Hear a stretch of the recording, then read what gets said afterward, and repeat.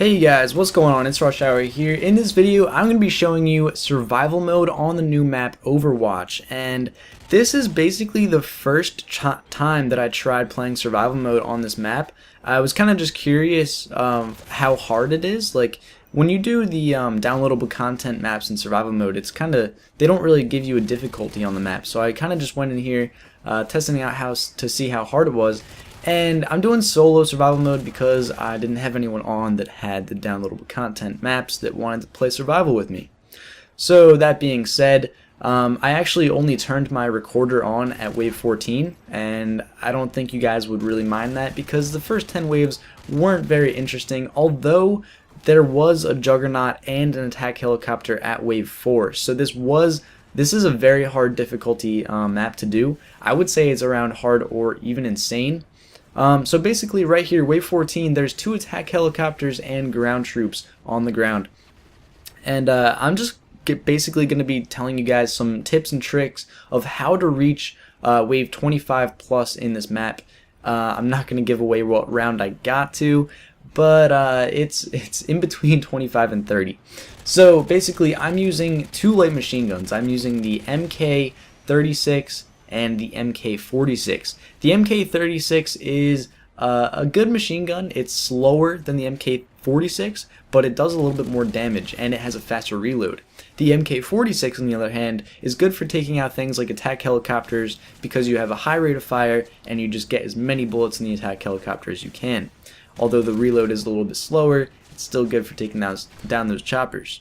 So right here, there's actually 2 Juggernauts that are chasing me too. I forgot to tell that to you, but I'm not doing this live commentary. This is definitely not a live commentary. I was just trying to focus, playing solo, and I got 68th place in the world. So if you guys are wondering, don't back out of this commentary now. I got 68th place in the world, and I'm going to tell you guys how to do it too. I'm going to tell you the routes I took, everything you need to do, basically, to reach 68th place, or by the time you try it, it'll probably be top 100. So, right here, I'm just chilling behind this little wooden box, chuck a flash, kill the Juggernauts. But yeah, it was very intense gameplay the whole way throughout. I wish I kind of recorded the first 10 rounds, just to show you guys how fast guys came in and how fast Juggernauts were there, and stuff like that. But I'm sure you guys will appreciate round 14 to round 20 blah. I'm saying that because, oh, that was a nice Juggernaut knife. I ran out of ammo in both my guns, and that Juggernaut was just unloading on me, and I just started knifing him, and it only took like 2 or 3 knives. Luckily, that is a very rare case. So right here, you can see that the round is over, and I'm in between rounds. So I went to reload my ammunition, and this is where I go. Every time at the beginning of the round, there's a shadow that these walls to my right make, and I stand in the corner of the shadow. And when the clock counts down to 0, I'll show you next round, but I'm taking an alternate route because I need to refill my flashbangs. But basically, there's a route that I take that works almost every time, and it's really cool because all the enemies get grouped up and you can kill them really easily, and I'm kind of taking the route right here. So basically there's lots of enemies behind me, and this is a wave after Juggernauts, so the enemies just re-upped in armor and you know, skill. If you guys don't know, every time there's a round with Juggernauts, the round after that, the guys will be a little bit more powerful and there will be more guys. So that being said, basically one of the best strategies I would say for survival mode is you always got to be careful of where the enemies are. You should be looking at the radar constantly, just seeing where the red dots are on the map, because you do have a constant UAV with all survival mode games. And this is a great spot, just letting you guys know. Behind that wooden box is a great spot for both directions. So right here, wave 15 is cleared, and this is just part 1 of the survival mode. I'm going to end this part at the end of wave 19, so there's only 5 more waves left until part 2. Probably going to be uploading part 2 tomorrow. If this video gets 50 likes, I'll actually upload part 2 tomorrow, but if it doesn't, I might upload it or I will upload it Friday. So right here, wave 16 starts, and I have everything refilled. I have all flashbangs, all frags. I have a Predator missile, which I don't actually use this whole game. I'm just going to tell you that right now. I have a Predator missile, but I'm not going to use it. So basically, I'm grouping the guys up. I sat in a corner for a little bit, and then I was just looking at the radar, seeing which direction they were coming from, and I noticed they were coming from my right. So what I did is I ran left, and I sat down here just so they got grouped up a little bit more. And then what I did is I ran back some more, and what that does is it creates a kind of point location where they all run to, which is your location, and if you alternate that location by running backwards, they'll just form like a straight line. You can just take them down group by group like I'm doing here, where I get this triple and then guys start coming to the staircase. I just unload a whole clip, get at least 4 or 5 kills with one magazine, and right here they get grouped up again. So it's just a win-win situation when you group up enemies in survival mode, which I really like to do. And that's one of the tough things to do with 2-player survival mode, because you really got to be wary of your partner in survival mode and his location, because having a partner in survival mode really does alternate the gameplay. Because if your partner is 50 feet away from you, let's say, in a different direction, then the enemies are kind of going to get split up, and then their locations are going to get split up and everything. And being only having one person in survival mode makes it easy for you to predict where the enemies are going to go. So right here, I kill these 3 guys down the staircase, and then I run down the staircase, trying to just push around the side of the map, trying to group them up. And I have my Turtle Beach headsets on pretty loud so I can hear the dogs barking behind me and everything. You really got to get those dogs, because if those dogs trip you up, you could be in a bad situation. So right here, this was actually a really close call. There was tons of guys behind me. I think I got downed right here because there was like literally 20, 25 guys behind me. And that, like I said, that dog tripped me up at the top of the staircase. I was in last stand. This was very close to me dying, but since I was at the top of the staircase, none of the people down the staircase could get their sights on me. So the only people that were hitting me were from this ledge that were, I don't know, crouching behind the wall that I could barely even see. So I was just trying to get out of the way, trying to get myself revived off and running, and I managed to pick that guy off, run down the staircase, and just flank around and get the heck out of there. So, like I said, they were all grouped up, and I'm trying to run to a location where they can easily get picked off in groups. And this is a straight hallway. You see right here, if you look at the radar, there's like 10 of them right ahead of me. And I know they're all going to be coming in this doorway or flanking around. So I see some that are cutting through the middle, but I decide, I'm just going to come back around and kill those guys. And it's really, I cannot stress it enough, you have to look at your radar in this game. If you're not used to looking at your UAV or your radar, you're not going to be very successful in survival mode. And to reach wave 20, you're definitely going to need to take into consideration the radar and all your alternate routes and your escape routes. And one of the main things with survival mode for any map is you can't get trapped. If you get trapped in a corner, you are screwed. You should always know your way out. You should always know which direction you're going to go if you get in a tight scenario. And you'll see how I play that out in later rounds.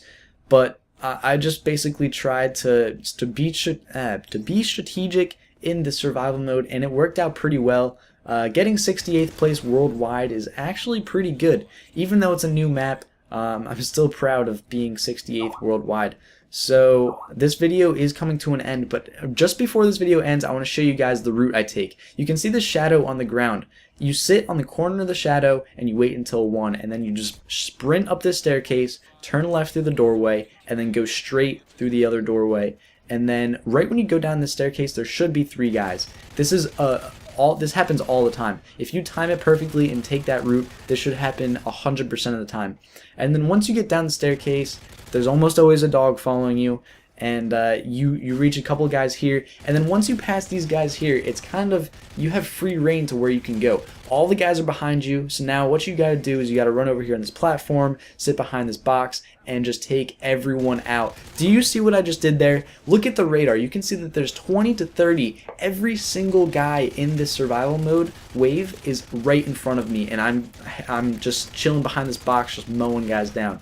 That is what hoarding is. That is how you hoard enemies in survival mode. You pick a route that will enable them to come to you, and you just keep flanking around, and they'll all eventually just come in a straight line to you. And you really got to be careful. Like, if I wasn't watching that UAV, I wouldn't have seen those guys coming behind me, and some guys were, coming to me in the box, so I just push up a little bit, hide behind another barricade, and I'm good to go. So that wave was pretty awesome the way I grouped it up, I must say. So now, whenever you got to get ammo, just go in between rounds, go wherever you need to go to refill your self-revive, your ammunition, everything you need to do will be fine. I'm pretty sure you will get enough money. Like, look at how much money I have, 27 grand, like, I should be spending more money. So here I am, once again, on the shadow, hit one, and then you start sprinting, run through the doorway, run through the second doorway, and then there should be 3 guys here again to my left. Same exact spot, same exact time, and on a different round. Like I said, if you stick to a pattern, I guarantee you that it will happen every time in a wave, because you got to be thinking how it's computerized. Every single survival mode is programmed to do the same thing. If you do the same thing, the program will do the same thing. It is a video game. There's definitely something where, like, you know, it's programmed. That's all I gotta say. So basically, I do the same thing I did in the last round. I grouped them up, and then I noticed there was attack helicopters that I didn't know, and so right now there's 2 juggernauts and 2 attack helicopters and ground support. So I'm in a tight situation here. I really got to be careful of those attack helicopters, because those things will nail you. And I'm just running around, sticking close to the walls, making sure the attack helicopters can't hit me, reloading my guns, you know, switching weapons, everything you need to do. I didn't want to go in the middle there because I realized the attack helicopters might have been able to shoot me in the middle. So what I do is I get to an enclosed area where I know the attack helicopters can't hit me. And right now the guys are pretty far behind. So what I do is I decide to take out one of the, holy crap, I'm running out of breath. Decide to take out one of the attack helicopters and then shoot some guys behind me and then run away.